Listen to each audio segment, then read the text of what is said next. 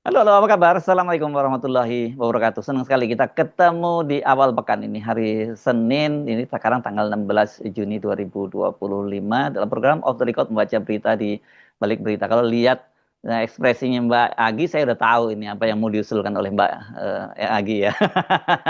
Seperti biasa, kami temani, saya Hirs Benu Arif. Dan saya Gipita senang sekali dijumpai teman-teman of the record semuanya. Dan Ya. hidup Jokowi. Boleh nggak Mas Hersu? Boleh. Tapi katanya. Bu, karena realitasnya saya kira nggak seperti itu. Kalau kita lihat sekarang ini Mhm. ya perkembangan terbaru ini banyak kasus sekali dan kelihatannya memang keluarga kita mungkin nggak terlalu berlebihan kalau menyebutnya Pak Jokowi makin terpojok ya karena Ya, misalnya sekarang betul. soal alasan bahwa kenapa Pak Jokowi tidak mau menunjukkan ijazah aslinya karena kata pengacaranya itu akan chaos gitu. Kalau sampai Mhm. ditunjukkan dan itu kan langsung dibantah juga rame-rame. Kemudian ada bahkan ini sekarang muncul misalnya aktivis PDIP yang ini juga pernah dulu di KSP ya, Betor Suryadi ini teman lama ini Iya. sama-sama Mhm. dengan saya aktivis Aktivis tahun 98. ya 80-an Mbak kita bahkan kami Iya, berteman tuh sebetulnya. Dari sejak sebelumnya udah ya, ya, jadi ya, aktivis. sejak tahun 80-an saya berteman dan dia nyatakan bahwa ijazahnya dibuat di Pasar Pramuka ini lebih telak lagi ini. Dan katanya dia tahu kenal orang-orang yang membuat itu dan Andi Wijayanto katanya bisa menjelaskan soal itu. Itu serius loh apa yang disampaikan oleh Bitor Suryadi.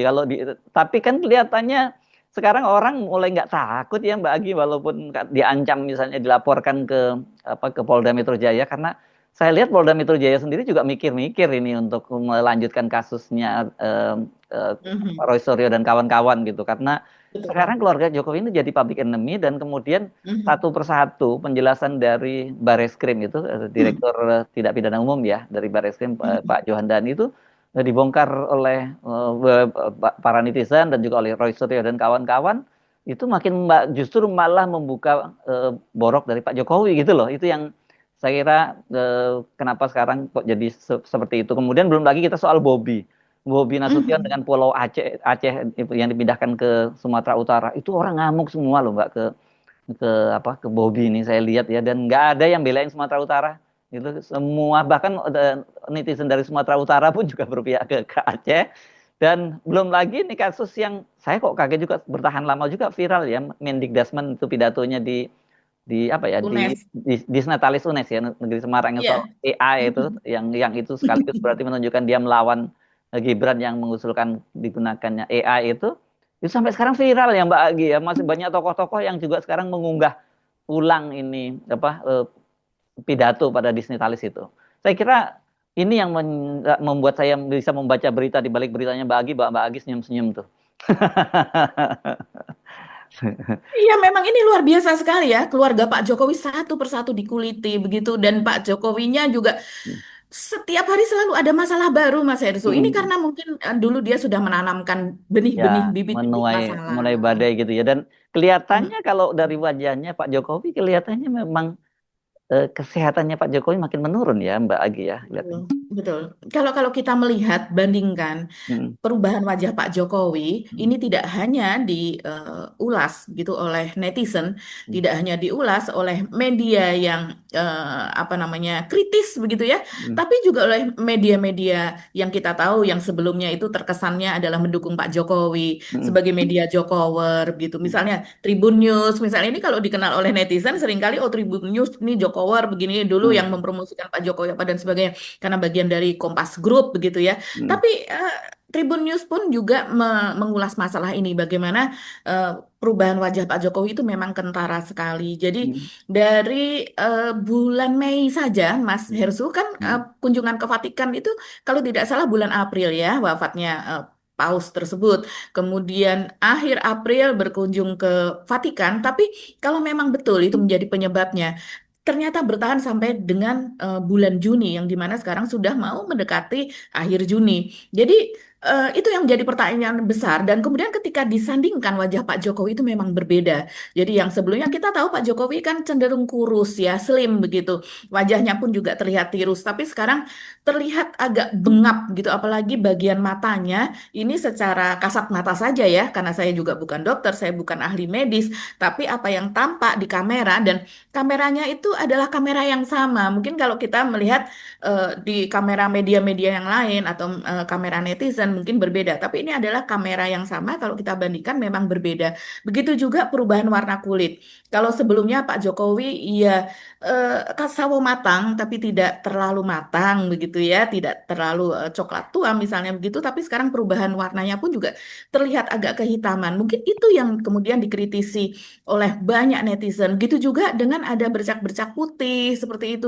Jadi orang bertanya-tanya, Mas Hersul, ada juga bercak hitam yang timbul begitu ya Hmm. dari wajah ketika beliau berpaling atau kemudian kelihatan lehernya itu memang berbeda begitu secara penampakan kasat mata. Itulah yang kemudian menjadikan berbagai spekulasi. Ada apa dengan Pak Jokowi? Ya, ya, Toh ya. dia kalau seandainya mau berobat kemanapun bisa, Mas Hersu, dengan apa daya guna, jaringan, kemampuan uang dan sebagainya begitu ya. Hmm. Eh, pastinya bisa, tapi ini ada sesuatu hal kok yang kayaknya lain.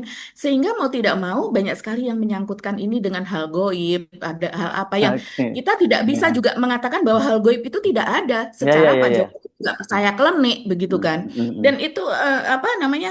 Bukan sesuatu fitnah atau apa kalau Pak Jokowi ini percaya klinik karena memang ya seperti dia percaya pada Rabu Pon, dia percaya Hmm. kepada bunga-bunga kembang kalau seandainya akan meresmikan sesuatu apa dan sebagainya. Hmm. Kemudian menanam susuk susuk emas itu di Oh iya, ya, salah iya. satu yang ada Iya. di IKN ya dia mengatakan Kalau ini jangan copot ya begitu ya. kalau yang beliau melihara kodok di Istana Bogor itu serius atau bercandaan juga itu? Itu serius, dia memang Oh, seneng itu kodok Mas serius. Ersu. Oh, Bahkan dan itu nggak ada eh, eh, kaitannya dengan ini, dengan klinik-klinik juga, nggak ada. saya nggak tahu ya itu ada Ah. kaitannya atau Tapi itu tidak, benar tapi ya bahwa memang Pak Jokowi melihara kodok itu ya, betul ya? memang dia betul memelihara Ah. kodok dan dia memang senang kodok. Kalau ini sih soal Oh. soal kodok ini saya malah justru memiliki pandangan lain karena Hmm. kodok ini adalah salah salah satu menilai untuk sebuah tempat perairan, kemudian kolam apa dan sebagainya itu masih masih asri masih asli tidak tercemar atau bagaimana itu biasanya kodok itu senang di situ berkembang biak dan Oh. kalau sudah tercemar itu artinya tidak ada kodok di situ apa dan karena mereka ini sangat sensitif. Kalau saya melihatnya dari segi lingkungan seperti Oh. itu, tapi saya tidak tahu ya. Ada juga yang membahas soal itu, Mas Hersul, soal kegemaran Pak Jokowi yang agak berbeda dari yang Ya, lain soal kalau soalnya kalau kodok saya sering ke rumah Bung Rocky kalau malam itu bunyi kodoknya di kolamnya itu, tapi itu nggak dipelihara, dia datang sendiri nggak beda. dipelihara, betul, betul nggak dikasih makan Iya. sengaja Ya.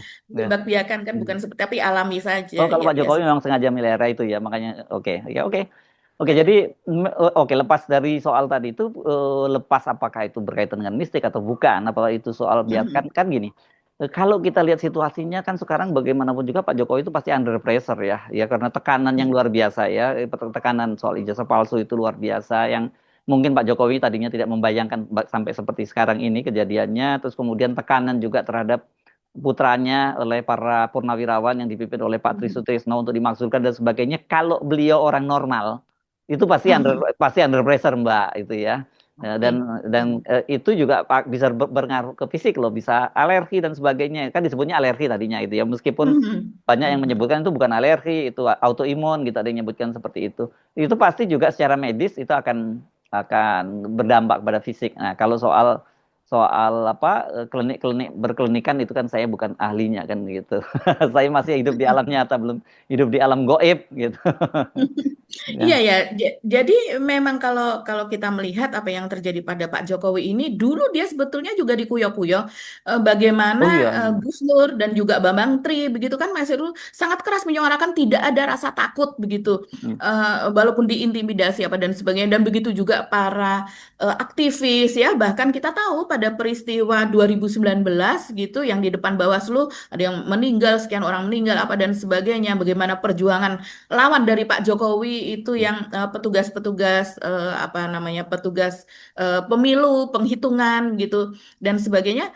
Tapi ketika itu Pak Jokowi kan biasa saja, tidak terlihat Ya. stres gitu, Kan karena masih dia ada di puncak berkuasa, ya kekuasaan, puncak betul. kekuasaan, jadi rebel dan mungkin orang-orang semua masih bersama Jokowi dan yes ya keluarga, ya apapun yang ya terjadi, gitu. Tapi dan kalau sekarang Mas Hersu itu kan berbeda sekali, begitu. mm, Siapa mm, yang membela Jokowi saat ini? Relawannya saja, mm, gitu. Dan juga buzzer-buzzernya yang datang ke rumahnya dan juga orang-orang warga yang memang minim pengetahuan, ibu-ibu kelompok-kelompok ibu-ibu dari mana dari Jawa, dari luar Jawa, dan sebagainya, dan sekalian mereka wisata. Dan kita tahu sudah di-spill kok bahwa kalau kita datang ke Solo itu banyak sekali yang menawarkan mau nggak berwisata ke tempat Pak Jokowi, nanti dapat mm, kaos, di sana dapat mm, teh gratis apa dan sebagainya seperti itu. Karena seringkali ada dibelikan misalnya makanan di situ diborong apa dan sebagainya untuk warga yang mm. datang begitu. Destinasi Jadi baru makanya katanya disebutnya ya. destinasi wisata yang baru begitu. Jadi banyak yang memang bukan sesuatu yang alami begitu ya. Mm, Jadi iya sekarang Pak Jokowi apalagi Mas Hirsu yang terbaru nih kita mungkin mm, apa update saja ya. mm, Mungkin sudah ada di Ersuno Point tapi belum ada di off the record. Itu seperti apa yang dikerjakan oleh Simon maaf Pak Rismon Sianipar dan mm, kawan-kawan mm. selama beberapa hari terakhir ini dari hari Jumat, Sabtu, Ya, ya, ya. Ahad. Ini kan Ampun. betul-betul Iya. maraton begitu ya. Iya. Dari mengunjungi Pak Kasmujo yang kemudian Pak Kasmujo akhirnya spill dan terbongkar Mm, kebohongan baru dari Jokowi yaitu bahwa ternyata sebelumnya dia ketika ditanya oleh wartawan di kediamannya apakah Pak Jokowi ini pembimbing skripsi ya jelas bukan. mm, Pembimbing skripsi saya adalah Pak Profesor Ahmad Sumitro. mm. Kalau Pak Kasmujo itu pembimbing akademik saya. Pak, satu lagi Pak, yang soal Pak Kasmujo kemarin kan sempat berstatement kalau beliau bukan pembimbing skripsi. Sebenarnya Pak Kasmujo ini sebagai Ya memang bukan pembimbing skripsi, Pak Kasmujo memang bukan pembimbing skripsi. sebagai apa? Pembimbing skripsi saya itu adalah Profesor Dr. Insinyur Ahmad Sumitro. Nah, Pak Kasmujo sendiri sebagai apa? ya, pembimbing akademis. Ternyata Pak Kasmujo mengatakan bahwa bukan pembimbing skripsi maupun bukan pembimbing akademis begitu. Saya Jadi kan masih ini 3B katanya gitu waktu itu ya jatah betul golongan. masih golongan 3B dan yang harus menjadi pembimbing skripsi itu juga di atas usia 50 Hmm, dan kemudian ketika ditanya Rismon soal tahun 2017 yang dimana dia mengatakan oh saya bolak-balik konsultasi begitu dimarahin galak sekali nih Pak Kasmujo dulu begitu. Oh itu salah, itu salah, itu salah. Artinya kita bisa melihat seperti dugaan kita sebelumnya bahwa Pak Kasmujo sebagai orang Jawa tidak ingin mempermalukan seorang presiden ketika berada di atas panggung, apalagi itu ada di Fakultas Kehutanan ketika itu kejadiannya. Dan di hadapan para alumni kehutanan. Bisa saja Pak Kasmujo ketika itu, Pak Kasmujo yang lugu ini mengatakan, saya kan hanya membantu, saya kenal, saya kepala laboratorium, tapi saya bukan dalam kapasitas sebagai dosen pembimbing skripsi misalnya. Tapi kan tentu tidak elok, karena Pak Jokowi sudah ngedabrus sedemikian overclaim yang demikian besar begitu mengatakan bahwa ini apa saya konsultasi bolak-balik dan sebagainya dan kalau konsultasi bolak-balik dan kemudian dimarahi sudah pasti itu arahnya adalah sebagai pembimbing skripsi bukan sebagai pembimbing akademis. Pembimbing akademis itu adalah ibaratnya pengganti orang tua kita di kampus. Kalau kita ada masalah biaya, masalah orang tua sakit, masalah tidak bisa ujian, masalah kita memiliki masalah dengan dosen, ditegur karena apa, kita melakukan kesalahan, kemudian kita mendapatkan skor apa dan sebagainya, dia sebagai penyambung lidah si mahasiswa ini dan kemudian memberikan penguatan, memberikan apalah nasihat-nasihat gitu. Tapi tidak mungkin pembimbing akademis itu marah-marah kemudian bolak-balik. Nggak ada, karena pembimbing akademis ini tugasnya adalah justru meng-encourage, memberikan semangat kepada mahasiswa hmm. supaya dia mengerjakan tugasnya dan cepat Ya. lulus Dan kalau lihat gitu. tampilannya Pak Kasmujo kan nggak mungkin orang seperti itu galak. Kemarin Oke. didatengin Hmm. Pak Rismon saja kan terlihat Iya, takut ya kan Mas iya, Hersu dari iya, ekspresinya takut iya. dan ini banyak sekali spekulasi kenapa yang mempertanyakan kesehatan Pak Ya Kasmujo, karena kenapa pakai butuh masker, pakai ini pressure. tempel plester gitu-gitu ya. Iya, itu Ya, karena apa? Kan tidak ada penjelasan di situ ya, begitu. ya. Bentar Pak ya. Kenalkan Pak, saya Rismon Sianipar Pak. Rismon Sianipar Pak. Oh iya Pak, sehat-sehat Pak ya.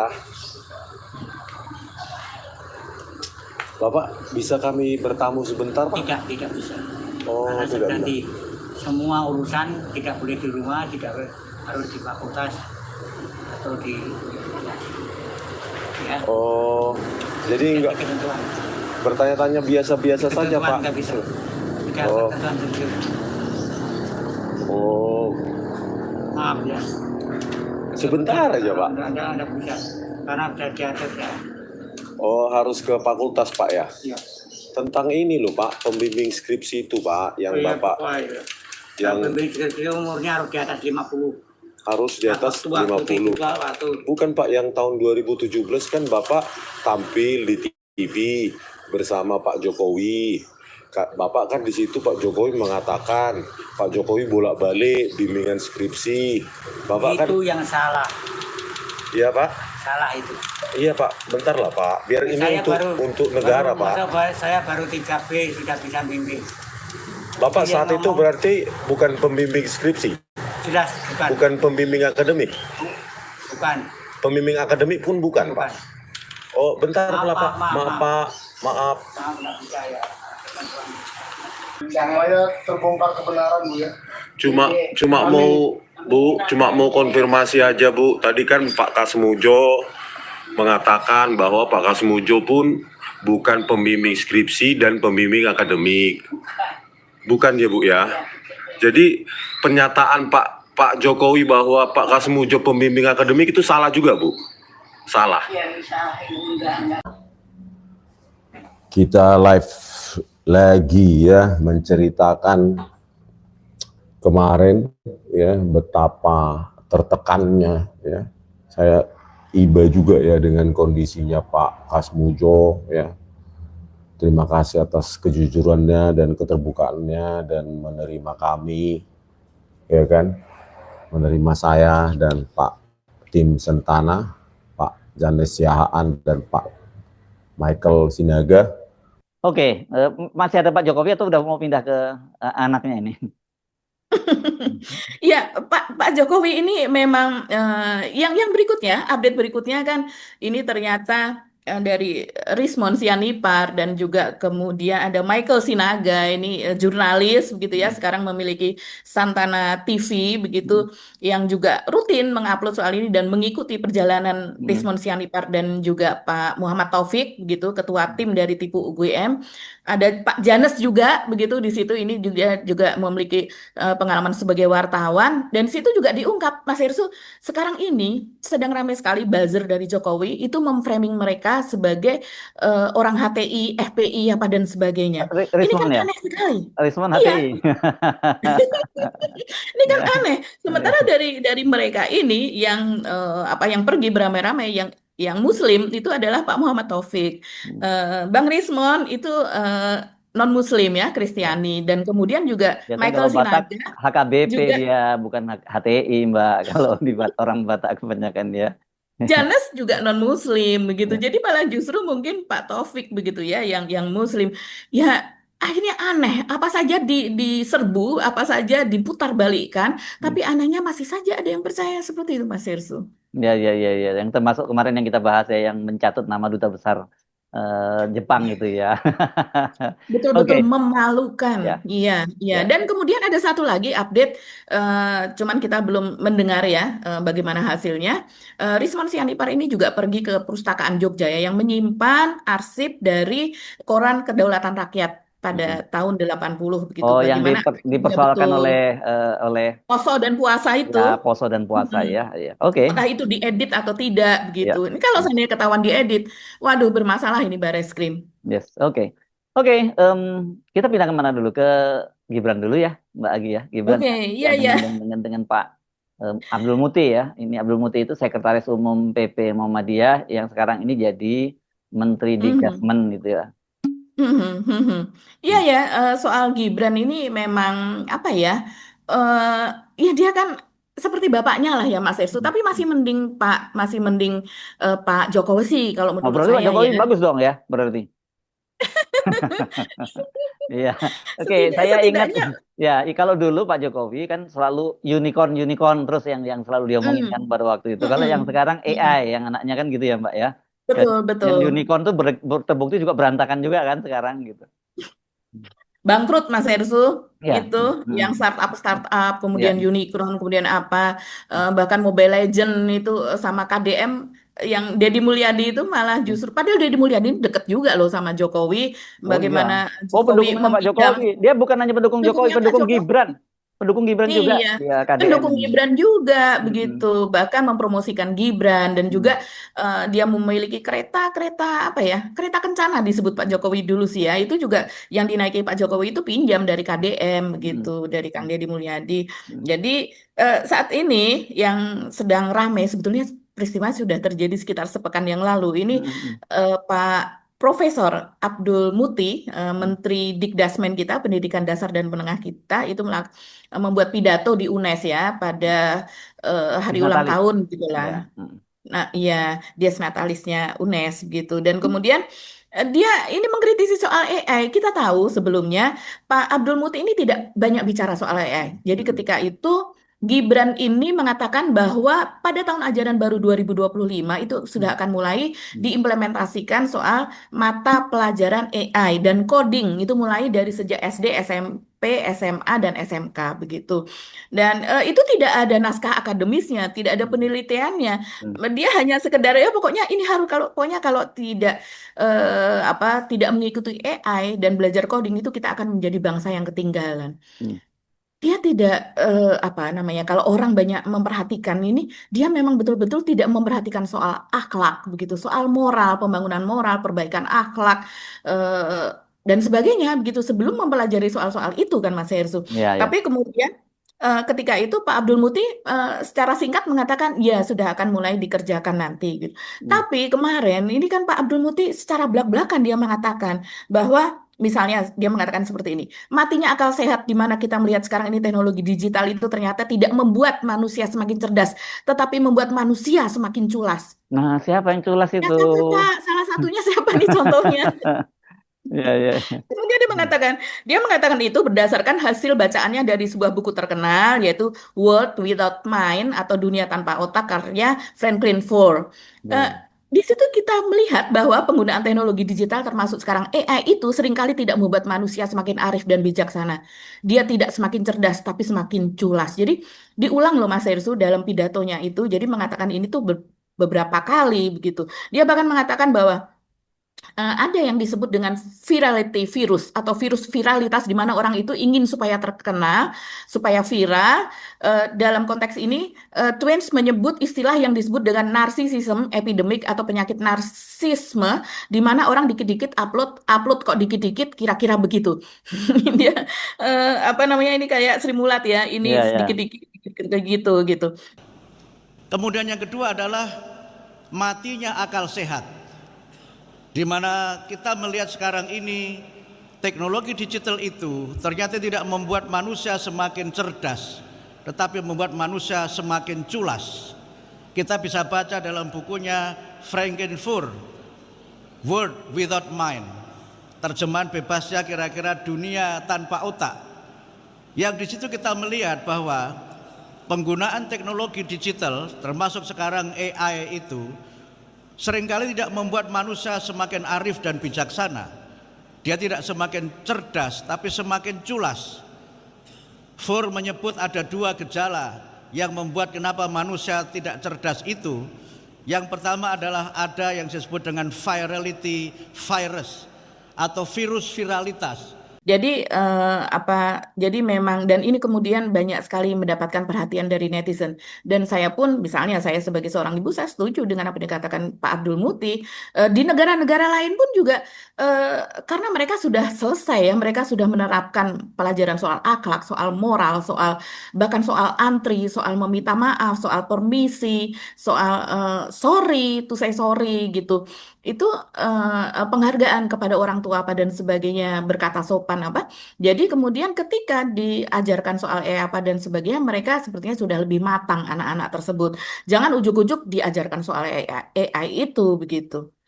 Iya. Ya, Oke. itu cerita soal Soal Gibran yang sekarang Gibran. sedang Dan tapi yang tadi kita singgung juga soal Bobby ya. Akhirnya kan ya.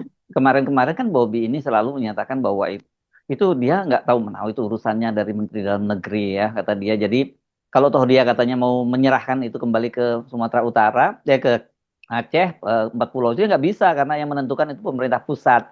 Tapi belakangan ini kan penjelasan dari Pak Yusril membuka itu. Pak Yusril sebenarnya menyatakan bahwa belum ada itu sebenarnya eh, keputusan untuk menyerahkan itu ke mana ke Sumatera Utara. Karena kalau itu nanti domainnya itu permen kata dia. Sekarang peraturan Menteri Betul. Dalam Negeri bukan keputusan. Mhm.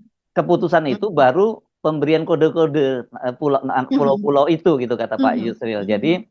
ya kalau katanya Pak Tito menyatakan bahwa silakan digugat ke PT UN, apanya yang digugat? Oh, nggak ada produk hukum yang bisa digugat kan gitu kata Pak Yusril. Nah, yang paling menarik dari pernyataan Pak Yusril itu bahwa itu pemberian kode-kode dan pemberian nama pulau itu merupakan usulan dari Pemprov Sumatera Utara, ya kan? Jadi Betul. dari situ ya kita tahu bahwa ini Terbuka ya. berarti maunya Mhm. ini Bobby kerjaannya tadi dia pura-pura dia nggak tahu menahu itu urusannya Pak Tito gitu. Pak Tito jangan mau dikorbanin Pak Tito, kan gitu ya. Karena sekarang Pak Tito yang dihajar rame-rame nih oleh publik gitu loh ya.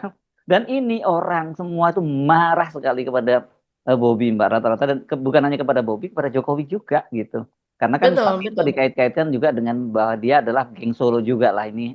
Karena dia kan pendukungnya Mhm. Pak Jokowi, dia menjadi Mhm. Kapolri dan sebagainya dan sudah Mhm. jadi menteri sekarang itu. Jadi seperti kita katakan tadi, memang sekarang bukan hanya Pak Jokowi yang diserang ini, anak dan menantunya itu. Kita belum tahu ini Mhm. nanti Kaisang ini karena perebutan kursi ketua umum dengan bapaknya gitu. Nah ini juga akan jadi ramai juga saya kira.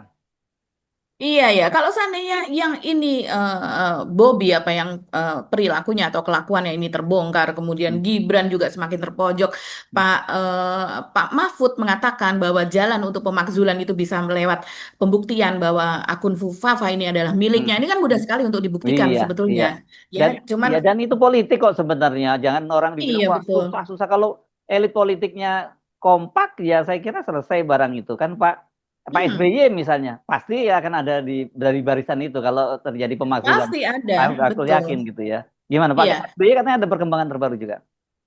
Iya, Pak SBY ini ada video yang viral, tapi saya tidak menemukan ini sumber aslinya dari mana, karena dari akun official Pak SBY di YouTube maupun di akun-akun yang lain di FB misalnya, begitu memang tidak ada video tersebut. Tapi video ini kemudian rame, Mas Irsu, cuplikannya ya, yang mengatakan bahwa pemerintah yaitu termasuk Presiden Prabowo sekarang harus mengambil kebijakan yang tegas dan apa namanya berpihak begitu ya kepada keadilan begitu, karena ke keputusan atau jalan perdamaian di Aceh begitu ya kita tahu itu kan Ya. terjadi pada masa Pak SBY dan Pak Oh, JK ini menjadi warisan wakil anu nih, presiden saya kan. kira ini nah Wow, ini warisan emas sekali legacy untuk ini sejarah legasinya Pak Indonesia. SBY dan Pak JK Betul. itu. Saya waktu itu Mhm. bahkan menduga Pak SBY dan Pak JK itu layak. Nah, kalau ini layak ini beliau tuh dapat Mhm. Nobel perdamaian. Betul. Bagaimana itu Mhm. konflik 26 tahun kemudian bisa diselesaikan itu. Ya, tapi Ya, kita tahu Nobel perdamaian itu kan sangat politis lah gitu. betul. Kita tidak menafikan misalnya Malala yang ditembak oleh Taliban dan sebagainya itu kemudian Mhm. itu bukan perjuangan. Iya itu perjuangan, tapi apakah kemudian kalau tiba-tiba dia dapat dapat Nobel dan sebagainya gitu terus atau si Usko Belo dengan siapa Iya. pada waktu itu bukan sana nah siapa namanya ya tiba-tiba presiden Timur Timur mantan presiden Timur Timur yang juga dapat Nobel perdamaian dibandingkan dengan apa yang Mhm. dilakukan oleh Pak. Oke, kita mungkin nggak ada banding-bandingkan ya karena masanya berbeda. Tapi orang seperti Pak SBY dan Pak JK ya wajar kalau kemudian speak up ini ya. Kalau Pak JK Betul. sudah speak up ya terbuka pada publik ya. Kalau Pak SBY Betul. kita belum tahu, tapi saya kira pasti Pak SBY juga punya kepentingan untuk menjaga ini, menjaga Mhm. perdamaian yang dia bisa wujudkan yang saya kira diam-diam pasti Pak SBY itu mensyukuri dia pernah punya legacy itu di Aceh dan kalau kemudian tiba-tiba hanya gara-gara maunya Bobby kemudian berantakan, ya siapa yang nggak marah, Mbak Agi? Iya, iya, betul. Dan ada satu lagi yang kita ketinggalan, Mas Yesu. Ini singkat saja.